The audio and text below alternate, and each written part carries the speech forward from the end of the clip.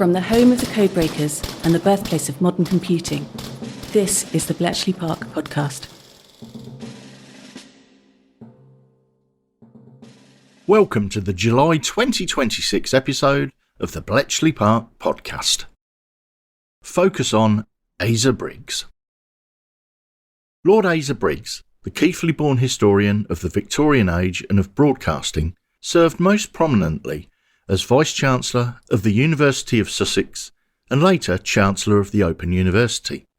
He was one of Britain's most influential public intellectuals of the 20th century.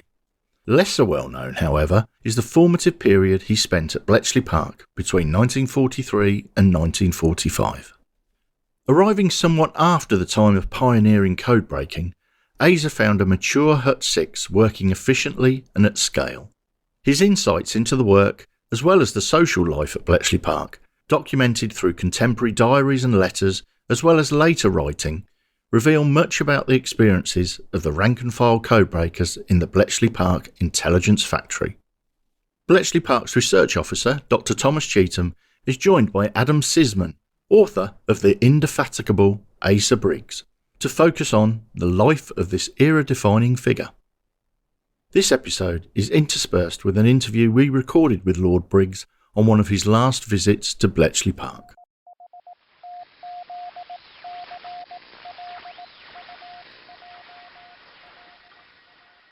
Adam, welcome to the podcast. I'm very pleased to be here. Firstly, could we just start off by asking you, for those who aren't familiar with him, who was Asa Briggs?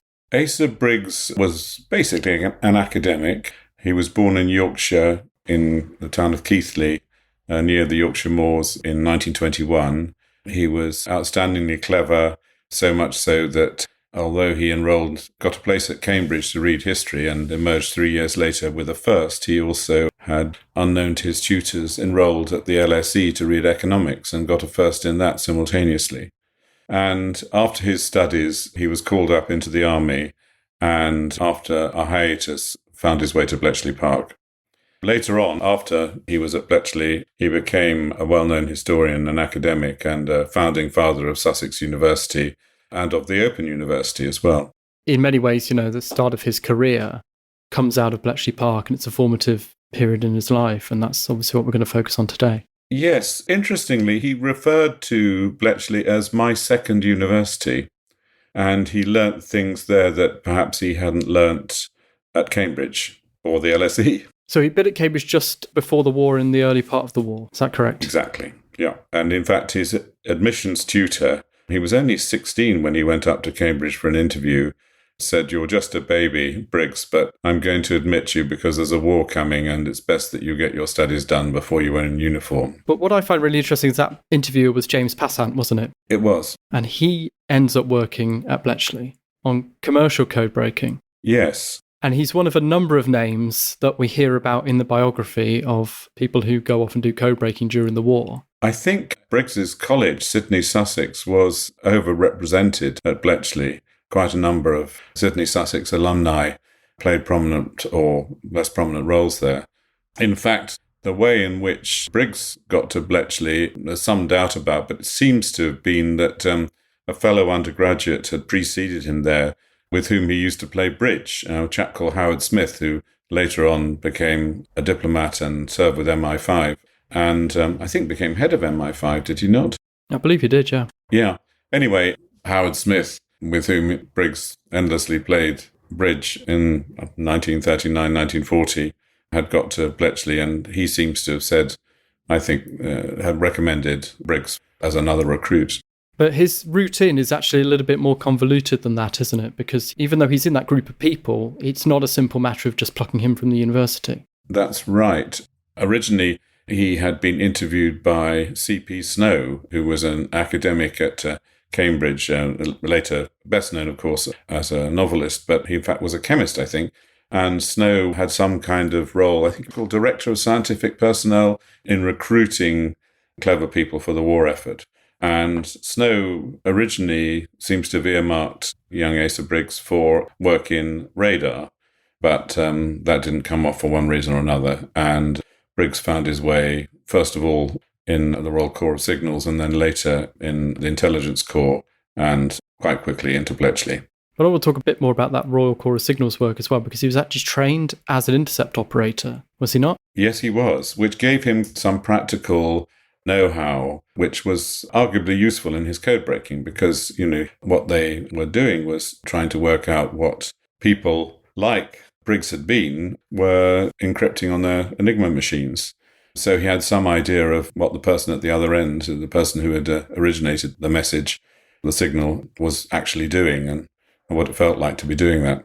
That a bit of knowledge of how Morse code works and how radio works is something that a lot of people talk about picking up in Hut 6, but Asa actually came in with some of that knowledge already, which must have been very helpful. Yes, exactly. And then he goes off, he's trained in kind of field security work, isn't he? But that doesn't go too well. He is trained in field security work. He is not really an ideal recruit, certainly for riding motorbikes. He spends, I think, a whole day trying to learn to ride a motorbike and crashes it. And in fact, he never learned to drive throughout his whole life. So that was a bit of a fiasco. He wasn't a very practical person or an athletic person, but he was a very clever person. Briggs's view, you may correct me, you may have a different view, but the key thing he thought for a codebreaker was imagination, trying to imagine what the signal might be and what might be being said, and then to work out a crypt. What do you know about Asa's experiences when he arrived in Hut 6 in the middle of 1943? Well, he was struck by various things. One of the things he was struck by was the number of telephones. He said he'd never seen so many telephones in his life. He'd never made a telephone call before the outbreak of war. His family didn't have a telephone at home. It's quite hard to imagine that now. And he was sent into a bit of a panic when these telephones started ringing. Another thing he noticed straight away, of course, was the number of women there. I think I'm right in saying he certainly quotes a figure that there were almost 3 times as many women as there were men. Young women, clever women, attractive women. He was, of course, a young man himself. It was a very enticing environment for a young man fresh out of university. And indeed, he had a number of girlfriends there, one of whom he nearly married. I think it's a really good reminder that we often see Bletchley Park as, it's a very young organisation, but we often see it through this lens of people who are much later in life. And looking at Asa's letters and his diaries that I've had a look at as well as you get a reminder of how young everybody was. Yes. And how they act like young people. And that is one of the main ways I think it is like a university in that comparison that he draws. Well, some of them are straight out of school, aren't they? There are an awful lot of the people working at Bletchley who are in their 20s, and not many who are much older. So it is just like a university. And as I say, he used that analogy, my second university. He took various lessons which he felt that Bletchley taught him, which he used later in his academic career, and particularly his career as an academic pioneer and administrator. And what lessons were those? Well, one was the value of teamwork. He concluded, and I think it was unarguable, that people working together in a common effort could achieve far more than those same people working separately. Another was of what he called interdisciplinary, I can't pronounce it, larity, of people working across traditional boundaries between disciplines. He disliked those, and in his career, particularly setting up at Sussex, wanted to break down the barriers, for example, between history and the social sciences, and indeed between science and the humanities, but more specifically between different branches of the sciences and different branches of the humanities. He wanted geographers to be able to talk to social scientists, to be able to talk to economists, historians, indeed people studying languages. He thought there was a lot to be gained from that. And he was frustrated in some of the old universities that the disciplines were so ring-fenced. And at Sussex, he saw an opportunity to dismantle those fences, to take them down, and to allow people to go wherever their interest took them. At Bletchley, I don't need to tell you, there were people from all kinds of backgrounds, both academic backgrounds, but also backgrounds that just gave them an aptitude for that kind of work. They might be chess champions or crossword aficionados, or they weren't necessarily mathematicians. There were classicists, there were historians, people of many different kinds, including several poets, I think. And he was a poetry writer himself, wasn't he, Asa? But then so many at Bletchley were. Yes, not very good, but yes, perhaps everyone was writing poetry when they were 22 or 23, I don't know.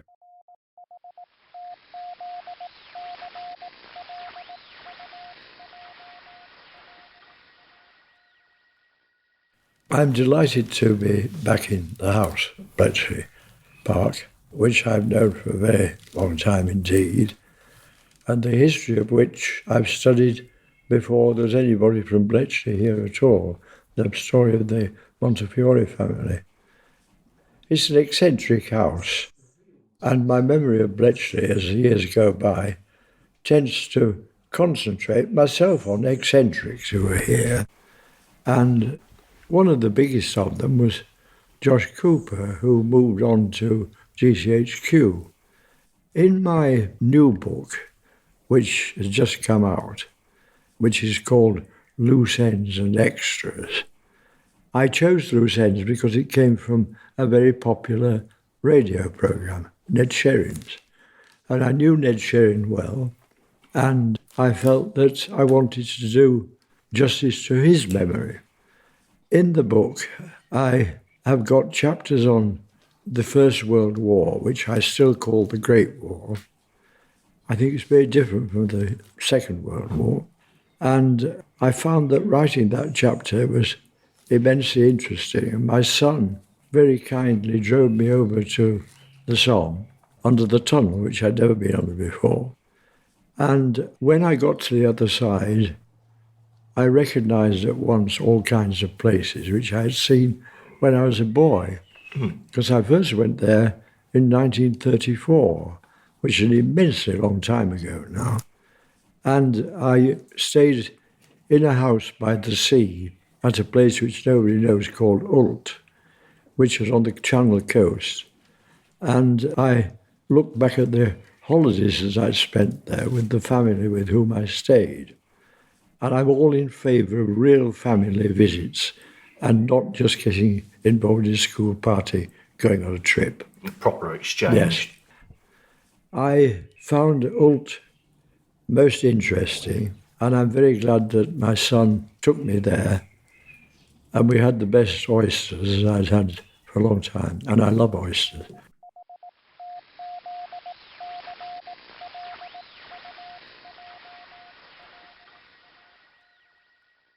I think it's really fascinating to think about how Asa came in at this point where things were pretty well laid down. So he wasn't one of these pioneer codebreakers who has to build the system from the ground up, like, Gordon Welshman, obviously, most prominently, also from Sydney, Sussex.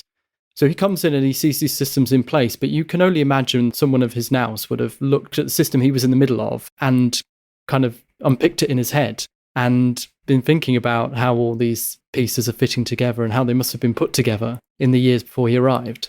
And the idea that he learnt lessons from that, which stayed with him for the rest of his career, is a really fascinating one. Yes. I think he, like a lot of the codebreakers, shared a frustration with obstructive bureaucracy. One of the things he emphasises in his book, he wrote a book specifically about his time at Bletchley, Secret Days, is that rank was much less important than people think. He himself actually never achieved a commissioned rank. He says, and I'd see no reason to doubt this, that his work was too important for him to be able to spare the time for officer training.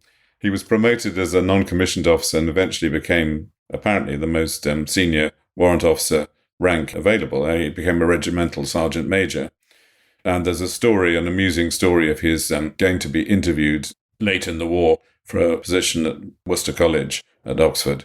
And the fellows of Worcester, hearing that they're about to interview a regimental sergeant major, imagine they're going to be meeting a large man with a handlebar moustache and a loud voice. So they're rather surprised when actually a rather small, unassuming figure waddles through into the room. Very much unmilitary. Definitely unmilitary. Incorrigibly so.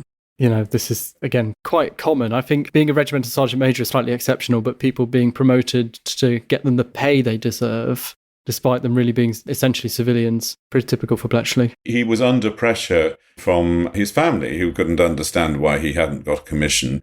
I mean, they didn't know anything of his work or where he worked or what he was doing, but they just thought, why isn't our brilliant son an officer like, X or Y? And of course, he couldn't really explain to them why this was so. You get a sense, don't you, of what's weighing on his mind. And a lot is weighing on his mind. You have the promotion issue, the embarrassment of that with his family. Yes. You have relationships as well. I wondered if you could tell us a bit more about how all that unfolds. Yeah, I mean, there is pressure from his family, as you say, and he feels also a certain awkwardness, that he is of a lower rank than other people doing the same thing. He becomes very friendly with Roy Jenkins, for example, the future Labour politician who has arrived as a captain. And in fact, in the letter of introduction, the person who introduces them says, differences of rank may make it difficult for you to socialise, but Ace is very keen to say that's not the case. But anyway, there's a constant pressure. Yeah, his diaries are full of accounts of involvement with, for example, with girlfriends, and I really like so-and-so, but I'm not sure if she, and that sort of thing, and I'm serious about this. The most serious of the girlfriends, the one he nearly married, came from a Catholic family. She was Scottish, from Glasgow, and they wanted him to convert, and he just wasn't prepared to do that. So that was the breaking point. I've seen a photograph of her. She was a very, very pretty woman, so I can see why he was attracted to her. Lily O'Hara, I think her name was. Possibly one of these recruits to do with Aberdeen University that we hear of, because there was meant to be a whole cohort of young women from the Scottish universities who come in through the auspices of Stuart Milner Barry and his connections with the women's colleges. There's also a lot about daily life, about visiting the Americans at their camp at Little Brickhill, and the, to him, exotic food that are available there, and just the fun, and simple things like playing table tennis. There's a paragraph I thought I might read out from his book, actually, on this subject, because I thought it just sums it up really nicely. He's talking about Frank Stanton, who is actually in the photo, which is the image for this episode. And we have Frank's photo album, including several photos of Asa. He writes in 2011, through my relationship with Frank, I eventually learned as much about American music as I learned about American food and drink at the camp. At Little Brickhill, I ate my first avocados, tasted my first American coffee, infinitely superior to the coffee we drank in Hut 6 or at Shenley Road, and drank my first bourbon and my first dry martini. I was never the same again. You wonder if there's an indication there. I mean, Asa was a bit of an epicure, wasn't he? Quite a lot of an epicure. He was a bit of an epicure, and both Asa and his wife drank in really quite remarkable amounts. It was quite hard to keep up with them in later life. But of course, he hadn't started like that. I mean, when he went on a foreign exchange as a schoolboy to a French family, he was presented with an artichoke and he didn't know what to do with it. So to the bemusement of his host, he ate the whole thing. That, again, it's an interesting reminder of how different life was pre-war, certainly in a working class family in the provinces. Do you think it was something quite common to that wartime generation to, enjoy food and drink and the finer things in life after going through rationing and experiencing wartime Britain? I think there is a sort of perhaps an untold story of how much the good things of life appealed after all the austerity and all the hardship. Certainly, I wrote a book about Hugh Trevor Roper, and he was very keen, he and his associates in Oxford, to live well, to drink good wine, to eat good food, to try and get away from the grimness and the greyness that they had endured through the war years. Can we talk a bit more about the work and about how Asa experienced that? What exactly is he doing in Hut 6, and how does he describe his experiences? Well, you're probably better qualified to describe this to me, but I mean, he's on the watch, which means they have this 8-hour running system for signals coming in. And as soon as a signal comes in from the Y service receiving stations, they try and decrypt it as quickly as possible. But there are long periods when they're doing nothing, when nothing's happening, and then brief periods of intense activity. In those long periods of doing nothing, of course, there's plenty of opportunity for discussions about politics and other things, and flirtation, indeed, and just general jollities. But then, as I say, there's the moments of intense activities which might occur in the middle of the night or any hour, really. So in terms of his specific responsibilities, Asa was particularly concerned. There was allotted the so-called Puma key, which I think is a Luftwaffe key, and took a particular interest in what was going on in the Balkans, and particularly in Yugoslavia. And at the time when Asa joined Hut 6, Yugoslavia, there were partisan movements, two main groups of partisans holding down remarkable numbers of German troops, and the British were keen to decide who to support. One was a communist-led group, which eventually became the basis of the post-war government under Tito, and the other was a more right-wing and royalist group, the Chetniks. And the conclusion was reached, and Asa felt this quite strongly, that the communist partisans were doing far more to distract the Germans and occupy the Germans than the Chetniks, and that may have fed through into his work, I don't know. But that's certainly what, in the end, SOE decided to do to support the communist partisans. But he was getting an insight through his work in, the international situation, what was going on in the war effort, and he was benefiting from that, wasn't he? Certainly he was. I mean, that's a very curious thing, I think, about Bletchley, is that people who might be of quite junior rank got a picture of what was happening on a much larger scale, of a type that information that just wasn't available to people in the field. I mean, I remember talking to my father, who was a naval officer, and he said, most of the time we didn't really know what was going on. We were just ordered to do this, ordered to do that. Even in command of a ship, you were ordered to patrol this area or that area or join that convoy, but you didn't know what the wider significance of it was. Whereas in Bletchley, they got some sense of that. And indeed, they intercepted very important signals. I mean, Asa intercepted the signal of the German surrender. After Hitler's suicide, the Dönitz government sent a message in clear, I think, announcing that all troops should cease fighting.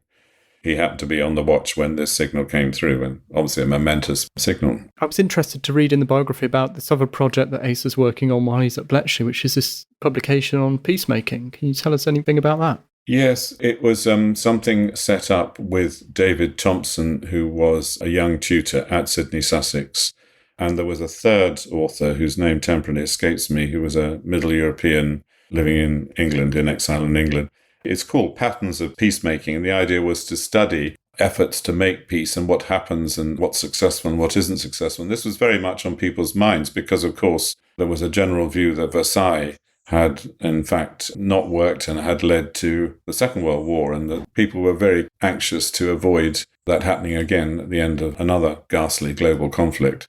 So it was an extremely topical subject, even though the book itself is quite stodgy and not obviously addressed to a wider public. We talked a little bit about this idea of, creativity in the work. How Asa is emblematic of historians as codebreakers as opposed to mathematicians. I fall down here on not really being very good on the technical side of how the machines works, but as I understand it, what was very important in establishing crib was to try and imagine what the signal might actually say, what the words might be, and therefore try and put yourself in the mind of both the person actually sending the message, but also the person who had drafted the message, and look for key words, for example, which might be in the signal.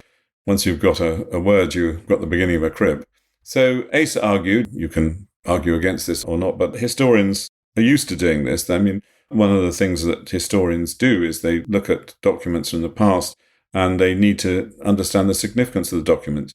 Who has written the document? Why are they writing it? What is the significance of it? How will it be read? How will it be understood? Is there a subtext? What is its significance? What can we say about what was happening at that time from this document? And so this is, as it were, the same process, but backwards. And so I think it is a reasonable argument that historians are well qualified for that kind of work. Where is Asa living while he's at Bletchley? Well, before he's posted to Bletchley, he's doing an intelligence corps cryptography course in Bedford, and meets some quite remarkable people, not necessarily very military people. I mean, the people who went into the intelligence corps were of a certain kind and not conventional soldiers by any means. And so he makes friends there that people who will crop up later in his life.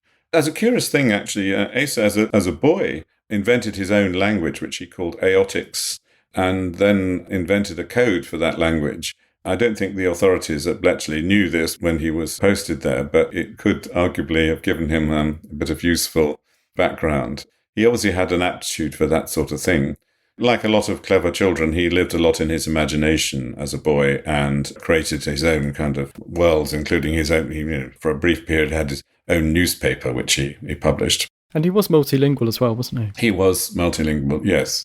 He had become particularly fluent in French because of these exchange courses that he'd done. He'd done, I think, 3 as a schoolboy. And there were reciprocal visits by his French schoolboy friends to his house in Keighley. What they made of Keighley, I find quite difficult to imagine, but there we are. He was introduced, by the way, to fine dining as a schoolboy, something completely outside his experience. I mean, his father was a grocer until the shop went bankrupt in the early 1930s. So they had plenty of food, but it was fairly conventional, unrelenting diet, and certainly nothing like olive oil or garlic. Keighley not really a centre of fine dining at that point in time. Yes. After he's been in these digs in Bedford, he moves into a camp. I'm trying to remember the name of the camp. It'll be Shanley Road Camp, just next to Bletchley Park. So you have obviously an army camp and an Air Force camp right next door to each other, just outside the gates. And the curious thing is that the chap who is running the camp, who is a soldier, isn't privileged to know what's going on in Bletchley Park and is perpetually frustrated by this and irritated by it. And there are his subordinates trotting through the gates of Bletchley to do this mysterious work. And the camp commandant has no idea what's going on there. There's a lot in Asa's diaries too about fun things, putting on plays or going to concerts. As I mentioned, table tennis, lots of sort of bicycle rides, visits to the pub. There's an awful lot of that sort of thing going on. It's something really that maybe references the recent podcast we did on music at Bletchley Park. So we were talking in that episode about Herbert Morrell, who was a friend of Asa's, wasn't he, in the camp? Yes. And a lot has been said about the Bletchley Park Recreational Society and about off-duty activities inside the wire, but there was also a lot going on in the camps. They were kind of social networks and social scenes of their own, distinct from Bletchley Park itself. Yes, and I think they had a lot of fun. Quite high quality of music, I think, of concerts too. I suppose really, there are all these young people, young men and women, and they need to be kept entertained and focused. Absolutely. And unlike regular troops who may be stationed in some remote place, they are going in and out of BP so that they have to fill their leisure time. And they're full of energy and full of interest in lots of different things. That's another thing that Asa talks about at Bletchley is meeting lots of different sorts of people and learning from them, specialists in other fields, people who just had extraordinary skills, people, as I mentioned before, poets, just interesting people of many different kinds. And so it must have been a very stimulating environment to be in. Again, much more fun perhaps than a conventional army unit. Someone like Asa who just soaks all that up, doesn't he? Yes, exactly.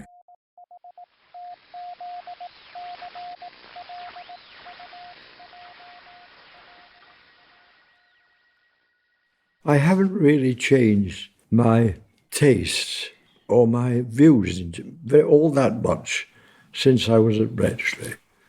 I learnt a lot from Bletchley, and it taught me about bringing people from diverse backgrounds and diverse subjects together. And I think it's a pity to concentrate too much on the mathematicians. I think the historians played an absolutely basic part here, because it was part of my job as a historian to be able to get inside the mind of the person who sent a message. And that is a very necessary help to cryptography. I think we were very good crib breakers through the way in which we interested ourselves in the people who were sending the messages. And I got deeply interested in messages coming from the Balkans. And I found that those messages taught me a great deal about Tito and his opponents. And they introduced me to Bill Deakin, who was a very remarkable man and a good friend of mine, with whom I remained in touch for the rest of my life. And Deakin got me involved in writing for Winston Churchill's History of the English Peoples. And I was not allowed to publish anything about that, but I've discovered some of the bits which I kept. And when I got a cheque from Churchill for writing these comments and a letter of thanks, I hesitated for a very long time about whether to cash the cheque. I needed the money, so I cashed it. Wasn't it Tommy Cooper or someone used to sign cheques to people knowing that people would never cash them because they've basically got his autograph? I feel myself that I should have kept it, but I was offered more in that cheque than I was paid in a year by my college. It's nice that you equate the eccentricities of the house to the people as well, I think. I think that's one of the things that I always see. I think of this really strange-looking house with all its different styles of architecture, and it's like you say, it's different disciplines. It was the linguists, it was the historians, the mathematicians. It was that mix of people that really made this place work, wasn't it? They did, and in this very building there were people who came across and did the Times crossword puzzle in their lunch break, and I thought they were unbelievable.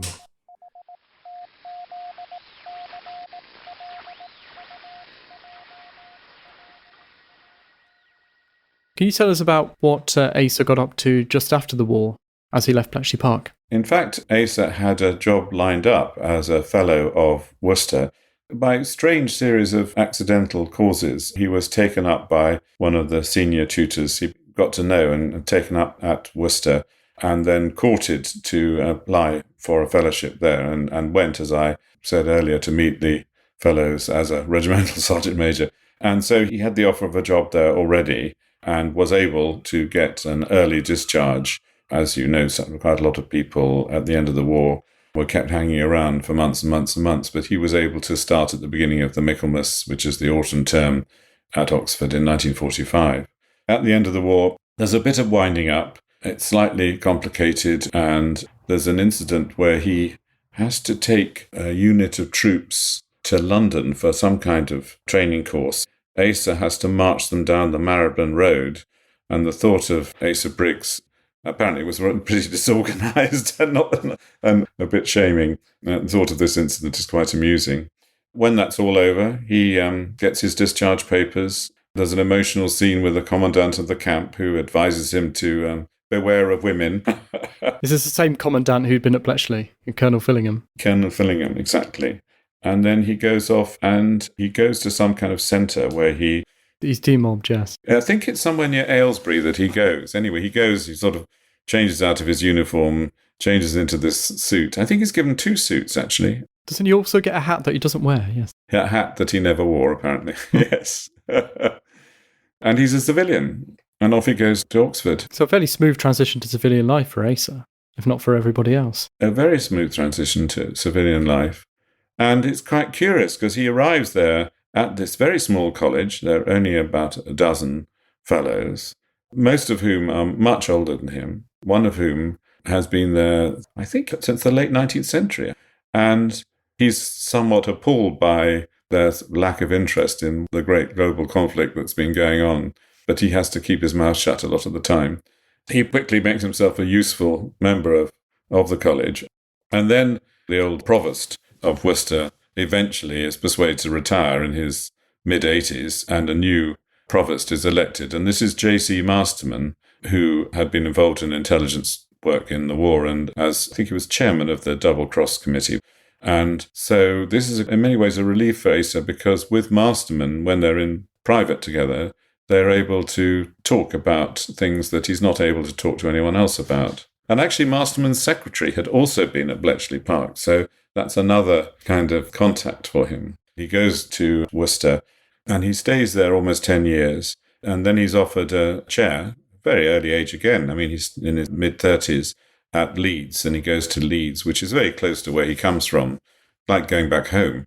And he stays at Leeds a few years, but he's very increasingly frustrated at Leeds by what he calls departmentalism and the fact that he can't get, for example, E.P. Thompson, who is a lecturer in extramural studies, is not allowed to lecture to his undergraduates, or indeed his postgraduates. There's a separate department of economic history, and the economic historians are very jealous of their separation from the conventional historians. And this is not the way Asa thinks at all. So when he's offered a chance to get in at the ground floor with a new university, Sussex, there's nothing exists. He's the very first recruit by the founding vice-chancellor. He jumps at it, and he goes to Sussex at a time when there are no students, no buildings, nothing. They temporarily rent a couple of Victorian houses in Hove, and only 2 years later move on to the new campus. And at Sussex, he's really formative in creating a new kind of university where these barriers between disciplines and some of the lessons that he's learnt at Bletchley Park are put into practice. And he sees this not as just as a conventional university, but as a new kind of academic institution which can draw in the whole community, which offers facilities for people in middle age or indeed older people, for people who are not conventional undergraduates, for people who missed out on traditional qualifications. In other words, a sort of learning centre, a hub for people throughout the local community. And an example of how a university could be not just for the rest of Britain, but for the whole world. And people do come and look at it from all over the world. And it's very exciting and very fashionable. I mean, Sussex is portrayed in such unlikely magazines as Vogue, Tatler and Reader's Digest. And it is described by summers, Balliol by the sea. Anyway, in due course, Fulton retires. Briggs becomes vice-chancellor himself and was vice-chancellor when I went there as an undergraduate in the early 1970s. I'm going back there, in fact, on Tuesday to receive an honorary degree, I'm pleased to say. Oh, well, congratulations. Yes, thank you. It's rather nice. And I've had to try and remember my time at Sussex, think how different things were then. Very, very different. And Asa's there as vice-chancellor for something like 10 years. And then he accepts an offer to go back to Worcester as provost. The existing provost is retiring and they offer him this job. Some people think this is a retreat. Some people think he's given up his reforming instincts. And there are two views as to that move. Other people feel he's done what he can do and he needs to move on and do something different. In the meantime, the Open University has been set up. He's been on the planning committee and he eventually becomes not the first, but the third Chancellor of the Open University, which is, as you know, a more honorific role. But as Chancellor, he hands out degrees to Open University's graduates. So that's in brief his career. He retires eventually in his early 70s from Worcester. And all the time he's busy writing books. It's hard to say exactly how many books, because some of them is arguable whether they're separate volumes, but there are at least 50, and some of them very substantial volumes indeed, including the mammoth 5-volume history of broadcasting, more than 4,000 pages of it, which is either a masterwork or a white elephant, depending on your point of view. He's a very prominent figure in his time in the media. He's very well known and indeed is offered a peerage by Jim Callaghan just as he's retiring from Sussex and so becomes Lord Briggs of Lewes. And how does Asa kind of react when Bletchley Park becomes public knowledge? Is he in the camp of, those who are happy to see it come out, or? I think he's actually the opposite. I think he's quite cautious about it. But apart from talking to those people he knows he is allowed to talk to, he, like so many of them, is very good about keeping his mouth shut. And so, he never told his wife until the ultra secret came out. He would occasionally say to her, apparently, something like, "Oh, that's someone I knew in the war," or "That's one of the Hut 6 mob," but she didn't know what Hut 6 meant. And over the years that passed. And so it wasn't until the 1980s that he was able to tell her what he'd been doing. He has talked to Ralph Bennett and Ronald Lewin, to historians, and I think Ronald Lewin writes about ultra in the field and how ultra intelligence was passed through the special liaison units and used by military commanders, particularly, I think, in the Western Desert. But in general, he's one of those who's reluctant to talk. And then he feels, after Winterbottom's book, and people start to talk more freely about Bletchley, he feels that an awful lot of the accounts are self-serving. And his perspective is that his own contribution is a corrective to that, which one can make up one's own mind about. It's a curious book, really. It's a bit of a hybrid. We do know he was involved with reunions with other members of Hut 6, especially one in 1981 we've got some evidence of. Yes, he goes to reunions, and there was an episode of Radio 4's The Reunion around Bletchley Park that he took part in, presented by Sue McGregor, I think. That's quite a lot later. He even takes part in a MasterChef episode that's filmed at Bletchley Park. The sense that you get from his memoir, Secret Days, is that it's important to get the details right, and that's why he's writing the book, and to get the feel right. So he writes that in 2011. Do you think that is a big motivation for him to lay it all out and get it correct while he's there to write about it, why others are still around to give their impressions as well? Yes. And of course, by then, they're disappearing at a rapid rate. He's only got 5 years left to live himself. As we know, the past is always slipping away from us. But it's the impression I got definitely from another look at Secret Days ahead of this recording, is that it's very wide-ranging, and Asa does bring in, a lot of experiences that weren't his own. It's not a narrow personal memoir. He does try and give a good history of Bletchley Park. Well, as I say, it is a bit of a hybrid book, and there is a personal memoir in it, including some information that isn't directly relevant to Bletchley about his journey, as it were. But as you say, yes, there is then some stuff which isn't really personal at all. And so, I would call it a hybrid.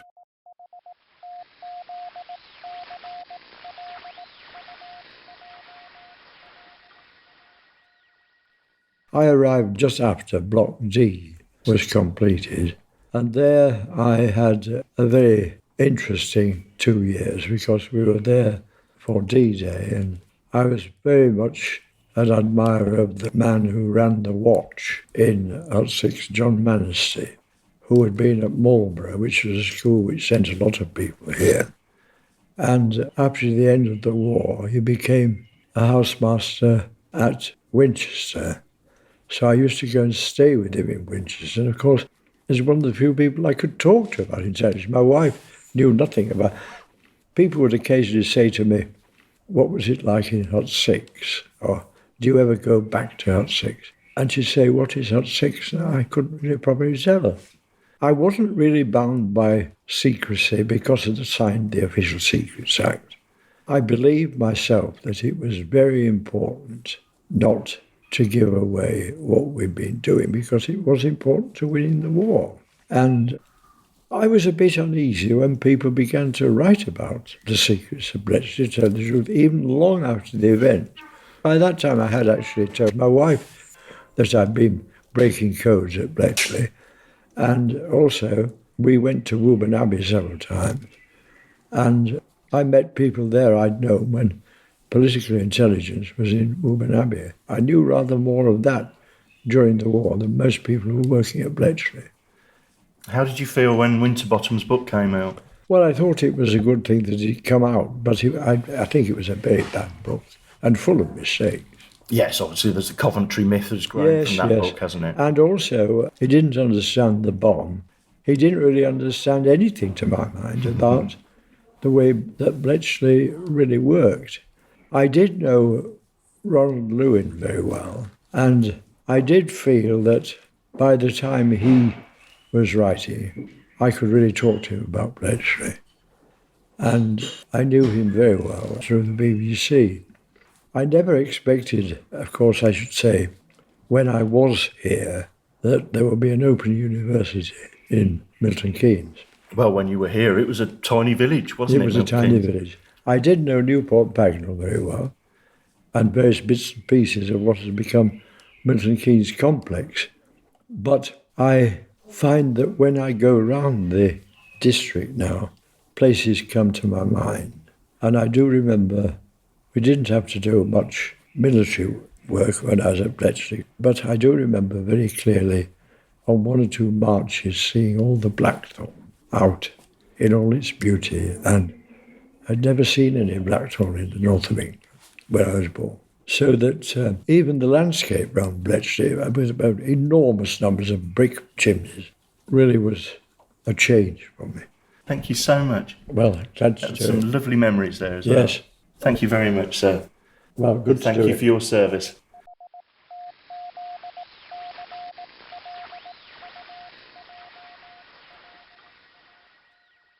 Can you tell us about how you came to write your biography of Asa? Yes, I had written two previous biographies of historians, A.J.P. Taylor and Hugh Trevor Roper.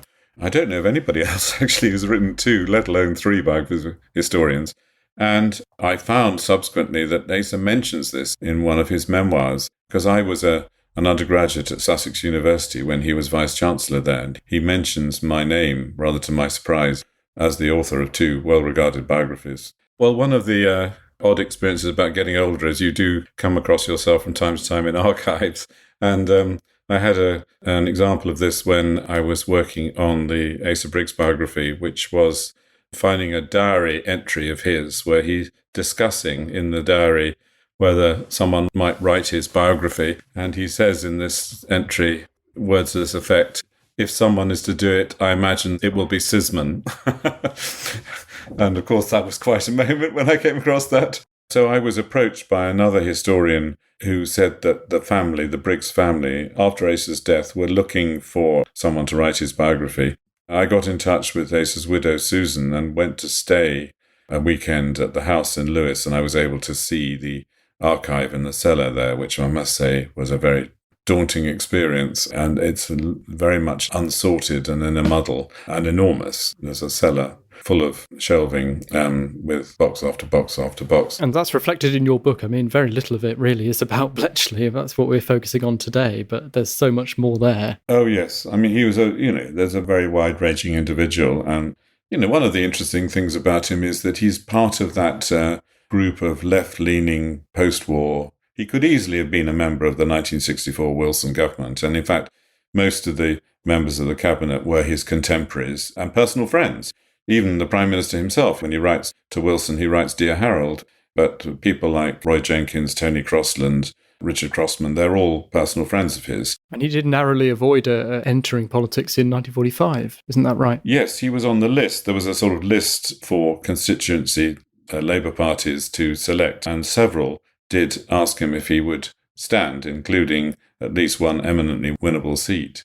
He decided in the end not to stand, and in fact campaigned for Roy Jenkins in a then rather difficult Conservative-leaning seat in Birmingham. But he was drawn to the Labour Party. Anyway, he's part of that post-war consensus of people who were not necessarily highly political, but wanted to get things to make a better Britain, a fairer Britain, a Britain which both worked better and was more egalitarian. And in particular, from his point of view, it gave educational opportunities to those who otherwise had missed out. He felt and believed very passionately that there was an enormous waste of talent of people who, for one reason or another, didn't benefit from educational opportunities. And so his work, both in universities, but also more widely, was always done with that in view. It's actually rather interesting that he comes from a very similar background to somebody who reached a very different view of how British society should be shaped, and that's Margaret Thatcher. They both come from similar-sized provincial towns, not very fashionable. They're both the children of someone who runs a grocer's shop, and there's a strong element of nonconformism in both. In Briggs's case, his mother was a Congregationalist. He, in fact, preached as a schoolboy in Congregationalist and Baptist chapels. But they came to very different conclusions about how society should be shaped, and arguably Mrs. Thatcher undermined a lot of the things that Asa had been trying to build up, but not the Open University, which was arguably one of his great causes. This is what brought it back to Milton Keynes in the end. Yes, brought it back to Milton Keynes. He suggests that this might not have been a coincidence, though I think that's a rather ridiculous thing to say myself. But yes, I mean, he's not the only one, of course, and he's not the prime mover behind the Open University, but he's one of the prime movers, and he's on the planning committee. He's one of those who's also behind Wilson's original idea that he puts forward in I think, the 1963 Labour Party conference. So I was just talking about how I came to write the book. I went to go and spend a weekend with Susan Briggs, Lady Briggs, and had a look at the archive. And I was quite startled, in fact, to receive a message on my return on the Monday morning from my agent saying that HarperCollins wanted to commission my biography of Asa Briggs. Things moved very fast. 3 years later, the hardback volume of the book was published. The paperback volume is just due to come out in a couple of weeks' time. Fantastic. And it's a great read, and it's very thorough. And the period of Bletchley Park makes up only a very small part of the biography, really. And Asa obviously had a long and very active and energetic life. So, Adam, how do you see Bletchley Park in his entire life and career? What sort of influence is it on him? Well, I think it's a key influence on him. I mean, it's significant in itself. He played a small part in history, but it's significant in the forming of the person that he became, and in particular his ideas about how people can work together and about the artificiality of boundaries between different disciplines. And these are lessons that took him right through at Sussex and at the Open University, that these are strongly held beliefs that were formed as a result of the experience of Bletchley Park.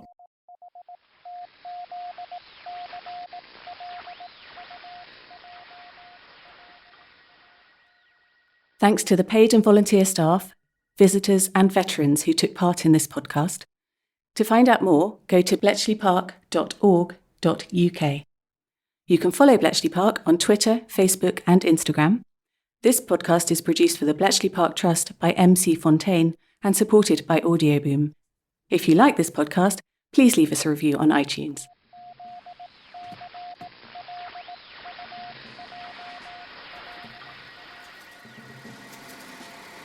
Thanks for listening, and we'll have more decrypts from the home of the codebreakers next month.